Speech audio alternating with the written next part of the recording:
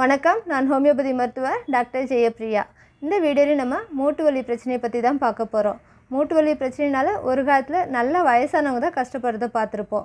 ஆனால் இப்போலாம் கிட்டத்தட்ட 45 வயசு 50 வயசுலேயே நிறைய பேருக்கு படி ஏறினா வலி, உட்காந்து எந்திரிச்சா வலி, நின்னா வலி அப்படின்னு சொல்லிட்டு மூட்டு வலினால் நடக்க முடியாமல் கஷ்டப்படுறத பார்க்க முடியுது.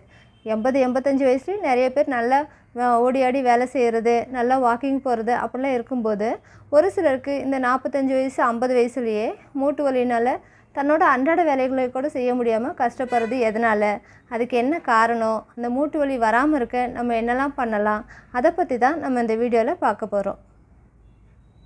மூட்டு வலிக்கு முக்கிய காரணமாக இருக்கிறது அதிக உடல் எடை தான். நமக்கு உடற்பருமன் ரொம்ப அதிகமாக இருக்கும்போது, அது நம்ம நிற்கும்போது, நடக்கும்போது, ஒவ்வொரு ஸ்டெப்பு வைக்கும்போதும் அது நம்ம கால் முட்டியில் அதிக அழுத்தத்தை கொடுக்குது. அதுவும் முக்கியமாக படி ஏறும்போது தான் அந்த அழுத்தம் ரொம்பவே அதிகமாகுது. இந்த மாதிரி தொடர்ந்து உடற்பருமன் அதிகமாக இருந்து நமக்கு அந்த கால் முட்டி பகுதியில் அதிக அழுத்தம் ஏற்படும்போது அது நம்ம தொடை எலும்போ நம்ம கால் எலும்பு ஜாயிண்ட் ஆகிற இடத்துல இருக்கக்கூடிய ஜவ்வு பகுதியில் அந்த கார்ட்லேஜில் அதிக அழுத்தத்தை கொடுக்குது. தொடர்ந்து அந்த அழுத்தம் இருந்துக்கிட்டே இருக்கும்போது நமக்கு அந்த கார்ட்லேஜ் டேமேஜ் ஆகி அது வலியை ஏற்படுத்துது. இதுதான் நம்ம ஆஸ்ட்ரியோ ஆர்த்ரைட்டிஸ் மூட்டு தேய்மானம் அப்படின்னு சொல்கிறோம். இந்த மாதிரி இருக்கும்போது நமக்கு ஆரம்பத்தில் படி ஏறும்போது வலி வருது, உட்காந்து எந்திரிச்சா வலி வருது, அந்த மாதிரிலாம் இருக்கும். இந்த நிலைமை தொடர்ந்து கண்டினியூ ஆகும்போது நமக்கு வலியோடு சேர்த்து வீக்கமும் அதிகமாக ஆரம்பிக்கும். இந்த மாதிரி இருக்கும்போது நம்ம கண்டிப்பாக டாக்டரை கன்சல்ட் பண்ணி இது எந்த காரணத்தினால வந்ததுன்னு பார்த்து அதுக்கான வழிமுறைகளையும் அந்த வலியை குறைக்கிறதுக்கான ஸ்டெப்ஸையும் டயட்டையும் ஃபாலோ பண்ணும்போது கண்டிப்பாக அந்த மூட்டு வலியும் குறைக்க முடியும். இந்த மூட்டு வலி அதிகமாகி அது அறுவை சிகிச்சை வரைக்கும் போகாமலும் நம்ம கண்டிப்பாக தடுக்க முடியும். மூட்டு வலிக்கு அடுத்த காரணமாக இருக்கிறது நமக்கு போதுமான அளவுக்கு கால்சியமும் விட்டமின் டி சத்தும் நமக்கு இல்லாமல் இருக்கிறது தான். இது ரெண்டுமே நமக்கு குறையும் போதும் இதுவே மூட்டு வலிக்கு அதிக காரணமாகுது. நமக்கு கால்சியமும் விட்டமின் டியும் நம்ம எலும்பு ஆரோக்கியத்துக்கு ரொம்பவே அவசியம். நமக்கு போதுமான அளவுக்கு விட்டமின் டி இருக்கும்போது தான் நம்ம சாப்பிட்ற உணவில் இருக்கக்கூடிய கால்சியத்தை நம்ம உடம்பு உட்கிரகிக்க அது ஹெல்ப் பண்ணும். அதே மாதிரி இந்த கால்சியமும் விட்டமின் டியும் நமக்கு நல்லா இருக்கும்போது நம்ம அந்த ஆஸ்டியோபோரோசிஸ்ன்னு சொல்கிற எலும்பு வலுவிழுப்பு நோயும் நமக்கு வராமல் கண்டிப்பாக தடுத்துக்கவும் முடியும். அடுத்தது ருமட்டாய்டு ஆர்த்ரைட்டிஸ்ன்னு சொல்கிற முடக்குவாதம். இது ஒரு ஆட்டோ இம்யூன் டிசீஸ், அதாவது நம்ம நோய் எதிர்ப்பு அமைப்பு நமக்கு ஆரோக்கியமான செல்களை பாதிக்கிறதுனால வரக்கூடியது. இதுலேயுமே கால் மூட்டு பகுதிகளில் வலி ஏற்படுறது, வீக்கம் ஏற்படுறது, அதே மாதிரி ஸ்டிஃப்னஸ் காணப்படுறது, அந்த மாதிரிலாம் இருக்கும். அதே முக்கியமாக அந்த ஸ்டிஃப்னஸ் காலில் தூங்கி எழுந்திரிக்கும் போது அதிகமாக இருக்கும். அடுத்து கவுட்டுன்ற கீழ்வாதம். இதுலேயுமே நம்ம மூட்டுகளில் வலி ஏற்படுறது, வீக்கம் ஏற்படுறது, செவந்து போகிறது, அந்த மாதிரிலாம் இருக்கும். அதில் இந்த வலி நைட் டைமில் அதிகமாக இருக்கும். அதை தாண்டி நமக்கு கால்களில் ஏதாவது அடிபடுறது, அது மூட்டு பகுதியை சுற்றி இருக்க பர்ஸாவில் டெண்டான்ஸில் அந்த மாதிரி ஏதாவது ஒரு இன்ஃப்ளமேஷன் ஆகிறது, இந்த மாதிரி காரணத்தினாலையும் நமக்கு மூட்டு பகுதிகளில் வலி ஏற்படுது. இந்த மூட்டு வலியை குறைக்க அது வராமல் இருக்க என்னெல்லாம் பண்ணணும் அப்படின்னு பார்த்தோம்னா, கண்டிப்பாக உடல் எடை அதிகமாக இருக்கவங்க அதை குறைச்சிக்க ட்ரை பண்ணணும். அதுலேயும் நம்ம ஹைட்டுக்கு தகுந்த வெயிட்டை நம்ம மெயின்டைன் பண்ணணும்.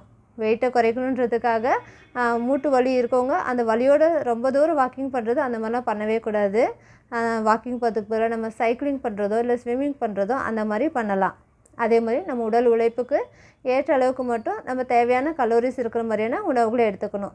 நிறைய நார்ச்சத்து அதிகம் இருக்க காய்கறிங்க, கீரைங்க, பழங்கள், முழு தானியங்கள், பயிறு வகைகள் அந்த மாதிரி நம்ம நிறைய எடுத்துக்கலாம். அதே மாதிரி நம்ம உடலுக்கு தேவையான அளவுக்கு கால்சியமும் விட்டமின் டி சத்து இருக்கிற மாதிரி பார்த்துக்கணும். விட்டமின் டி சத்து கிடைக்க நம்ம உடம்புல சூரிய வெளிச்சம் படுற மாதிரி காலையிலையும் சாயந்தரமும் வாக்கிங் போகலாம்.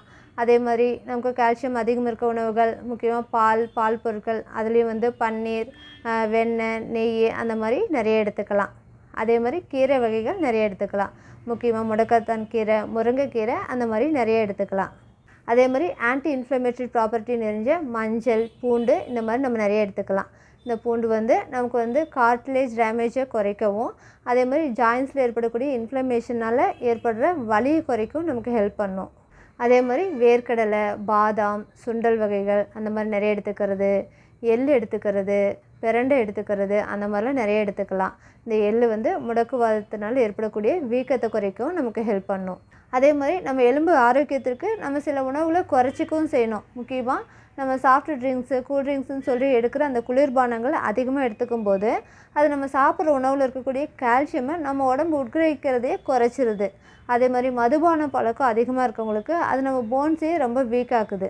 அதே மாதிரி உப்பு அதிகமுள்ள உணவுகளை நம்ம அதிகமாக எடுத்துக்கிறது நம்ம கால்சியம் வந்து யூரின் வழியாக வெளியேறவும் காரணமாகுது.